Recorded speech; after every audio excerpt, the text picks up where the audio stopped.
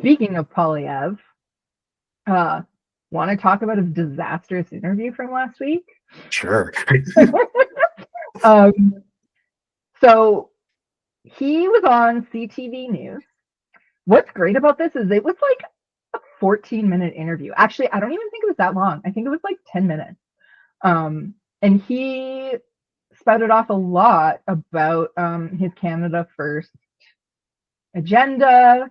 He talked a little bit about tariffs. So let's actually watch a clip first, and then we'll come back and chat about Poilievre and tariffs. With these potential tariffs. So, if elected as prime minister down the line, whenever that election is, what would your strategy be to work with President Trump? Well, first and foremost, we would unfortunately and reluctantly have to retaliate against tariffs applied to our businesses. And then we would go to the grassroots American economic interests that are on our side. The union leaders and business owners in the Midwest that use Canadian energy. We would go to the U.S. states that buy our electricity, the major exporters of the $50 billion of manufacturing equipment and machinery that Canadian companies buy from Americans. We go to those vendors and say, listen, we need a free trade deal that allows us to exchange our goods and services without tariffs because it's in your interest. And that kind of pressure from the ground up will, I think, help convince President Trump to make a deal that will be both good for Canada and the United States. He is, after all, a deal maker. Yeah, no doubt. Okay, Rio, did you want to talk about Poilievre's understanding of tariffs? Certainly, because I'm not sure he totally understands how tariffs really work. So for anyone who's unfamiliar with how a tariff works, in the case of what the U.S. is proposing, they're proposing Donald Trump specifically is proposing a 25% tariff on any goods that get imported from Canada to the United States. So say you're buying a ton of aluminum or a ton of lumber, you're paying an extra 25%, like from Canada to the United States, you're paying extra 25% of the cost on top of that, right? And these tariffs, if they're blanket tariffs like Donald Trump is saying, are going to apply no matter what. Like the importer has to pay the price no matter what. And in his interview, he says, oh, we'll go and work with grassroots business leaders. We'll try and get them on our side. We'll get them to continue to buy from Canada. I don't think it's going to really influence them when their cost of doing business suddenly goes up 25% using your materials, right? Another thing to mention, we kind of touched on this briefly, is that America imports a lot from Canada, right? 30% of its lumber supply comes from Canada, 75% of its aluminum comes from Canada, 90% of its steel comes from Canada, and that's not including things like plastics, aircraft and spacecraft parts, paper and cardboard, food, anything else like that. All of that goes up 25%. Why would I continue to do business with Canadians, right? Yeah. Now, personally, I would be way less critical of PP if he had a plan to actually use the surplus resources that we'll have in Canada as a result of the tariffs, right? Like if we're not exporting as much lumber, aluminum, steel, food, that kind of thing, why can't we use it domestically then, right? Circulate the money within the country, circulate the resources within the country, and try and make things cheaper for everybody, right? Because that's what happens. You have an increased supply, prices goes down. So and maybe he could use, say, things like lumber to, I don't know, get more resources to build more houses in Canada to focus on the housing crisis. But that's just me. What do I know? Exactly. Yeah, and like on the topic of housing, like California has just been devastated by wildfires. They're going to need a lot of resources to rebuild all those homes and businesses and everything, basically, everything that's been destroyed within Los Angeles, right? So you want to try and get all those resources to California, and lumber is a main industry in like BC and Quebec. So it's not super expensive from BC. It's really expensive from Quebec, right? So yeah, I don't really think he understands what this really means for Canadians, right? Because if we're losing 25% of really probably more than 25% of our exports, what are we going to do with all of that? So yeah, I think he needs to get his head on that. Yeah, and I think the problem is much like the liberals, because the liberals are also already saying like we'll have retaliatory tariffs, which is what Yep. Poilievre is saying. But like nobody seems to actually be thinking about the step beyond that, where you have to start thinking like outside the box to combat what will be happening in Canada if we have a trade war with the US. Yeah. And I think like just to skip ahead for a moment, and then we'll go back to the second topic we'll talk about with Poilievre, like one of his things on housing was to get rid of taxes on homes. And that seemed to be like getting rid of taxes on homes. And sorry, I'm stepping on your toes. I know you were going to talk about this, but it was getting rid of the taxes on homes and then freeing up federal buildings, like selling them off to then repurpose as like housing for people. Which, like, I don't know about you, but the whole time I was watching that, I was like, okay, well, first off, taxes on homes is like such a small part of like the problem with homes. Like, people are priced completely out of the housing market. So, like, if that's what you're looking at, you're not even looking at the fact that like people are spending 50% of their income on rent. And if you're looking at like housing and you want to sell off federal buildings, like that sounds good on paper, but what about the cost of like actually refitting those office buildings to be livable? Like you're talking about redoing plumbing, HVAC, insulation, fire safety. Like it's not a small feat. And he didn't talk about like how he was going to do any of that. Yeah, and yeah, you really did kind of just steal like all of my notes, by the way. But like, but it's just such a big problem that kind of shows he doesn't really put a lot of thought into it, or either he has and just really doesn't care, right?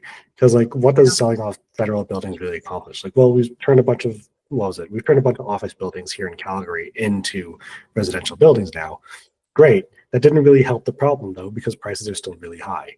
And I was actually talking to a buddy of mine earlier this week, and he was like, he's looking for an apartment now. And a few months ago, you could find a 1-bedroom, 1-bath apartment for $1,900 to rent.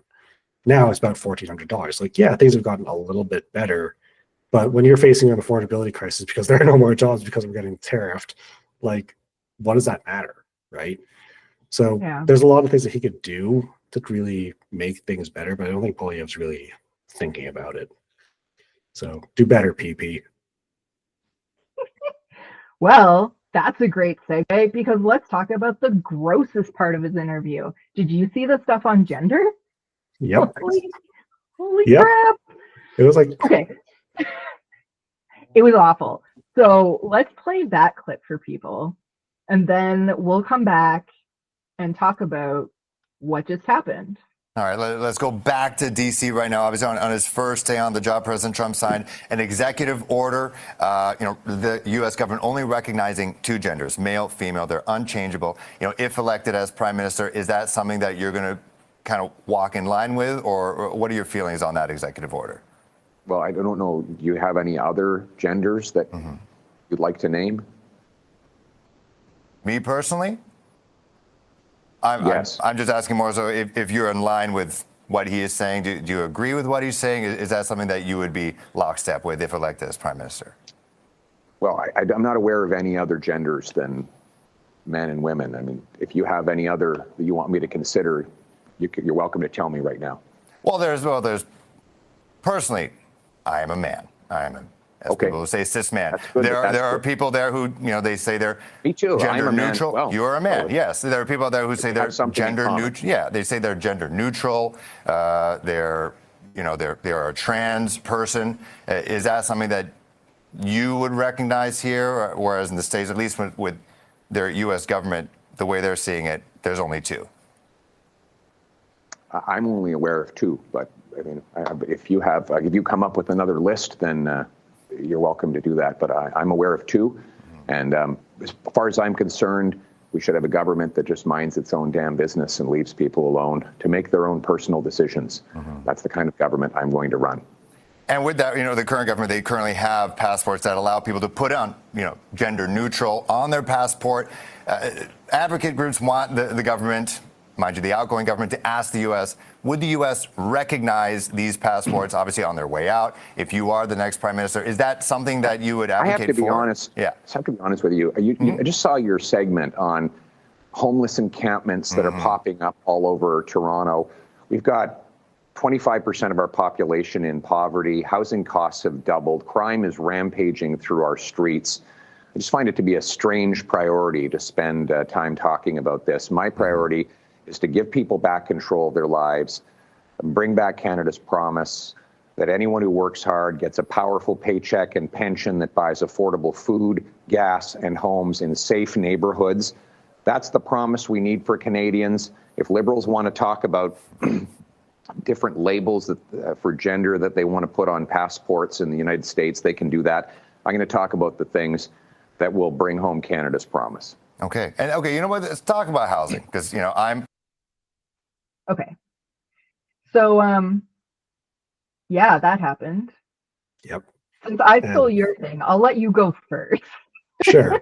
So this really isn't just ignorance. This is intentional ignorance. This is someone who's purposefully ignoring, like, just, I don't know how to say it. Like, so the existence of people that are different genders.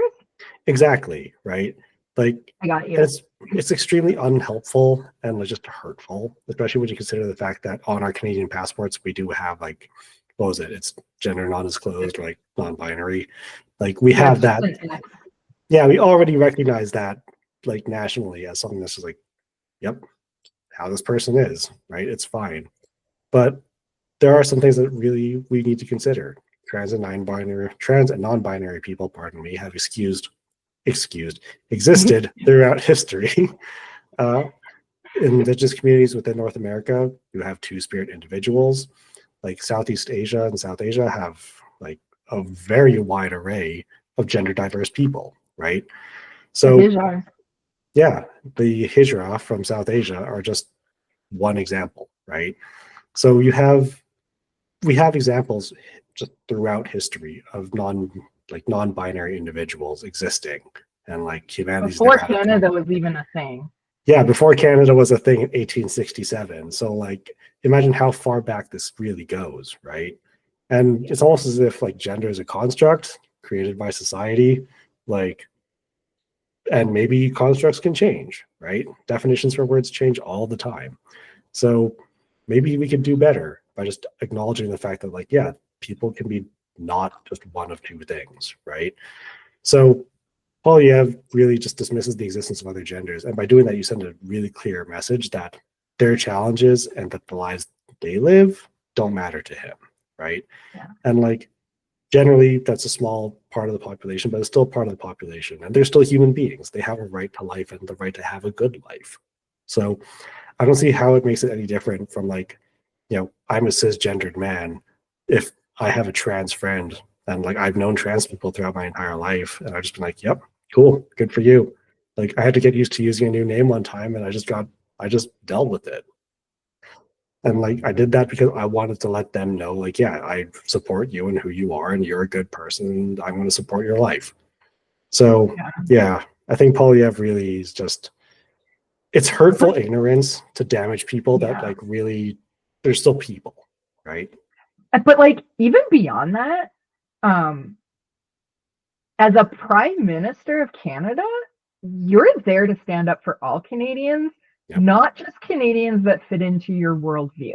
And, like, this was complete pandering to, I don't want to, like, be too judgmental of, like, Alberta, but it was just pandering to people in Alberta, like Danielle Smith, who passed anti-trans legislation here. Like, we're not talking about a situation where everything's hunky-dory in Canada. We don't need to have any conversations, and it doesn't matter, and there's more important things to deal with.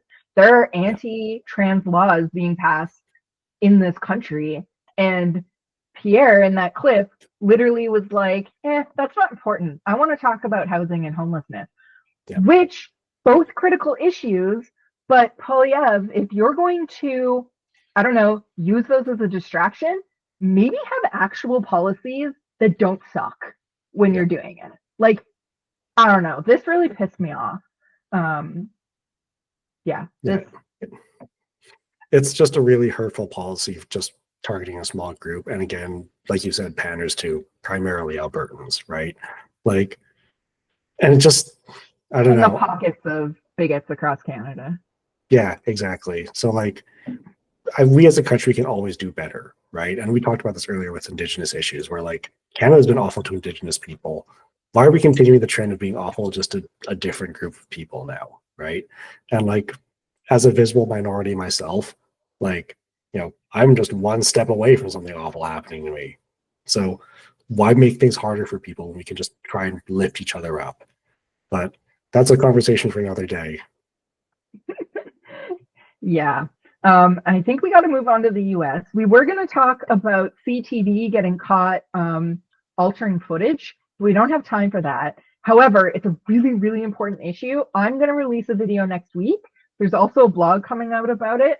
So you should all absolutely go check that out on our website, www.bsexplained.com. It's important. I don't like Poilievre, but what CTV did was abhorrent. They tried to make him look bad, which, by the way, CTV, you don't need to do that. He does it perfectly well on his own. So I'll leave some information in the description below for you.